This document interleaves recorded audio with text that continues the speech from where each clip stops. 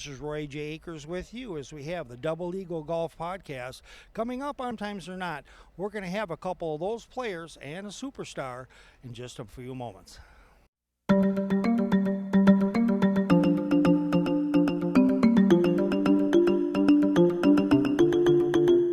Ken Tanigawa, you... Well, thank you so much. That's the first compliment I've had. Coming out playing at Warwick Hills, you kind of got a light start to your career. You came out here on the Seniors Tour. They say that out of all the tours to qualify for, is the Senior Tour the hardest one? It is the hardest one just mathematically, right? Because you only get 5 spots through the Q school, and it's a hard 5, so there's no ties or anything like that, and you'd have to play out for it. And yeah, you have to shoot really low scores. I mean, at TPC, when I went through it, 17, maybe 17 under got their card for 4 days, so it's not an easy thing to accomplish, right? So it could be the toughest. Just sheer numbers mathematically, it is. Yeah. Now I heard you were a club pro there for a while. I knew somebody was trying to make the tour. They were a phenomenal golfer in Michigan, but they were like 48, 49 when they announced their intention. I think you really need to have a game plan years in advance, don't you? Yes, well, one, I was never a club pro. Sorry. No problem at all. Nothing to the PGA of America. I mean, they're incredible. You know, I guess so. You have to have a game plan. I guess at the end of the day, you just have to execute and have a game, right? Yeah. I mean, it's not like if you're not playing. I mean, a lot of people aspire for it, but you have to really execute to think that you could come out here and compete against, I mean, these 30, 40-year veterans, right? The Hall of Famers, the Langers, the Vijay Singhs, and now the Furiks and the Strickers of the world. So you have to have a game plan. You just have to prepare, like you said, and work hard and really believe that you can do it. Now, you've won, what, twice out here on tour? I've been lucky enough, to win twice at Pebble my first year out, then won the senior PGA, was able to win a major, which was pretty cool. That is absolutely incredible. And, you know, is there some kind of confidence factor? Because when you come out here, you haven't won on the PGA Tour, and you don't know if you can do it, but you did it. What got you over the hump? You know, that's a great question. I wish I knew every week. You just go out and you just play, and you really just kind of absorb yourself in executing the shots that you need to perform, and you kind of put your blinders on to everything else, and you don't get distracted by all the noise out here, and you just go play, and with a little luck, you know, you never know. Now, with the Charles Schwab Cup points, do you feel like you need to play most of the events when you're playing against these former superstars, or would that have been your plan anyway? Yeah, that's my plan. I have to, because I don't have a life exemption or anything like that, so I have to earn it every year. So obviously every start's important, and it makes a difference, especially coming down the stretch. And, well, there's no cut, so everybody makes money, so it's hard to move, right? It's hard to gain positions unless you could probably finish top 10, top 5. So. Yeah, it's really important for me to play as much as I can. A couple real quick final ones. Number 9 was known as one of the tightest holes on the PGA Tour. How does that play for you guys, hole number 9 at Warwick Hills? It was really tight for me today because I hit the left trees and found the fairway on the other side on 18. It's tight. It's a great driving hole, but it frames well. I mean, it's there. It's tree line, and it sets up nicely for whatever shot you want to hit. You just got to hit it, right? You got to hit in between the trees, but it's a great hole. Yeah, and if you get those bunkers, you get over them, which you guys should easily do, then it looks like you're kind of, I wouldn't say home free, but it definitely gives you a sigh of relief. Yeah, you get a wedge. I mean, you'll have a wedge in your hand, right? Short iron. So if you can just get it in the fairway, it's not too bad. Ken, I cannot thank you enough for taking a few minutes with us. It's nice to see when somebody makes a tour trying hard, doing Q school at 50 years old, and most people are looking to slide downhill. Right. You got the awesome alligator challenge of playing on this shark-infested tour. Fun. Yeah, count your blessings, right? It's an incredible opportunity to be out here, and it's a lot of fun. Thank you so much. Appreciate it. I appreciate it. You got it. Thank you.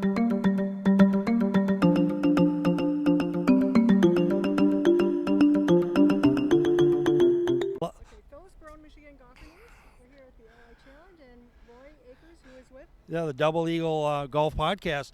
Jasper, talked to you a few years ago, and you like coming to Warwick. You come here about every year, and what do you like so much? Oh, I mean, first of all, it's a great course. I mean, this week they have it probably the best shape all year. And I mean, we always get good crowds, as you see. And it's always a place I love to coming back to. I mean, I played it all the Buick years. Yeah. And when they finally came back on the Champions Tour, I mean, I love it. Yeah.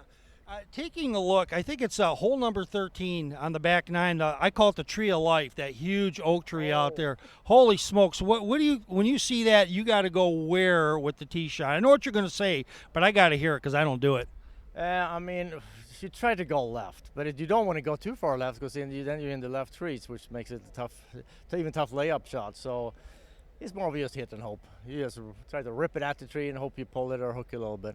Yeah, and so, but if you pull it off, you got what do you take for your second shot coming in the green? Because you could get on it too. Well, the green's a little bit, or the fairway's a little bit softer now after the rain, so it's tough to get it past that tree. So you still got to hit something low underneath the tree, probably with a cut. So today I tried to hit a 5-wood up there, hit it in the left bunker, but it's definitely you can definitely reach it today because the wind is a little bit from behind and it's a little bit downhill. What, you're known for your fashion sense, so I can't really break any new ground there. Do you guys still get recognized all the time for wearing? You're the only guy that wears your hat like that, and people must still it must be your calling card. I guess it still is. I mean, it's something that started, years ago. I'm not going to say how many years now, but it's just stuck with me. So why change now? So who makes them? Oh, it's just any hat company. I just haven't made so they flipped the wrong way or the right way for me. Put it that way. But you have, I don't want to interrupt, but you got Hexy. Can you tilt that back? Hexy Games. That's where he gets that $1.5 million a year to wear that hat. Not really. 1.8. No. no. I wish, but he's a friend of mine. I runs this company. It's a little skills game company, but. Yeah, the hat thing, like I said, it's been around forever, so it's probably going to be there. Can other people buy them and wear them? Hey, I don't think that you can actually buy it. I mean, I should put it this way. If you watch like the whole hip-hop genre of music, I started all this with the hat flipped down. Really? Just remember that. Yeah, Awesome. Remember that. I was first. Yeah, he is a European techno. This is the guy right here. So, Jesper, one other thing, we played here before, and a lot of pros think that putting is what makes you win this tournament. How do you feel about that? Oh, it is. I mean, the greens, like I said, are perfect. I mean, I don't think we putted better greens all year. So, I mean, if you hit it well, you should have a lot of birdie chances. And, I mean, whatever you start the ball, that's where, it's going to go. So, it takes a little bit of, to getting to know these greens. I mean, I've been here so many years, I still haven't figured it quite out. I was even out in the practice rounds and rolling the greens. And, still, they're tricky. I have some putts that break a lot, like on number 17, for example. Then you have some putts that don't break as much. So you just got to get a good feeler for 40 weeks. Sometimes, I don't know what it is. Sometimes you just have it. And one last thing, we know Bernard has his magic juice that he carries around. Do you have anything special that you take while you're playing? That you can share with us? Nothing I can share with you. No, he comes in a small blue pill, but no. No. There you have it. I feel a lot better about things. So nobody on 17's ever handled you a little bit of ripple or anything? No, it's happened, but it's fun. Yeah. No, but no. I'm keeping it within the rules. I got it. Jesper, thank you so much. You always learn. I always enjoy stopping talking to you because you are the world's most interesting man. Oh, there you go. Thank you. Thank you. Appreciate it. With me, the PGA Tour professional, Billy Mayfair. Billy, you had an awesome career on the tour. You got yourself the great mulligan out here. How's your 2022 been for you so far? It's been a bit of a rough year. Had some personal issues with some health at the beginning of the year and kind of lost a lot of my strength and all that, but feeling better and with golf, we've been out here long enough. All it takes is 9 holes, and it can turn it all around. So we played a little bit better today. We shot under par, and we just got to keep grinding it out. But I hope to play real good at the end of the year. Sure, I'm going to follow up on that. When I had health problems earlier this year from a car accident, but it's not about that. What did you get advice? Did somebody tell you what you could do to help get some of your strength back? Is there something you could advise people on?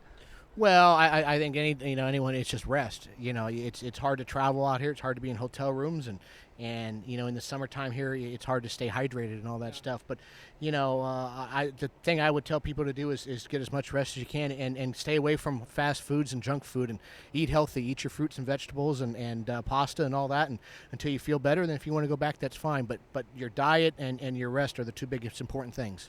that's something to think about, and that comes from Billy Mayfair. Taking a look, what's your rest of your 2022 going to look like for you? Going to play a lot of tournaments, or are you just going to take it week by week because of the rest and your physical, health right now? Well, I'm pretty much going to play the rest of the schedule out for this year, and hopefully get a couple good tournaments in and get to the finals and all that down there in Phoenix. But we'll just take it 1 week at a time. But right now, I'm going to play the rest of all the Champions Tour events this year. Well, we got something to look forward to on TV for sure. A couple real quick ones. I know you gotta get out, skedaddle, so to speak. But taking a look, at your game the way it is. You've done very well in the majors in the past, and that. Do you ever think on that? Like, was you're playing golf now, or is that way in the past? Are you just thinking about how you play golf today and go forward? Well, you always want to go back to where you've had good memories and all that, and I seem to play very well on hard golf courses. I've got a couple of top 10s in some U.S. Opens and all that, so I like driving the ball straight. But I also got some wins here, like at Buick, where I shot 22 under par. So, for anyone I think out here on tour who's been here long enough, if you're driving the ball well and putting well, you got a great chance of winning. And that's the final thing on Warwick Hills. They say this course, I played it, awesome putting and just a classic golf course. Is that your guys' takeaway, or what's one big memory you have? So we turning our cameras around? No, leave yours there. I'm just getting B-roll. I didn't know if the sun was good.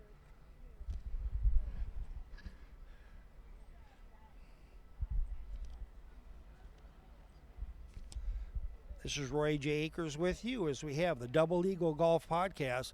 Coming up on our show, we're going to be talking to some PGA pros. They're going to tell us about the road to the tours. It's not always as easy as you think. Superstars often make it, and sometimes they're not. We're going to have a couple of those players and a superstar in just a few moments. For the Double Eagle Golf Podcast, we'll see you next time, and we can hardly wait. From Warwick Hills in Grand Blanc, Michigan, this is Roy J. Akers reporting.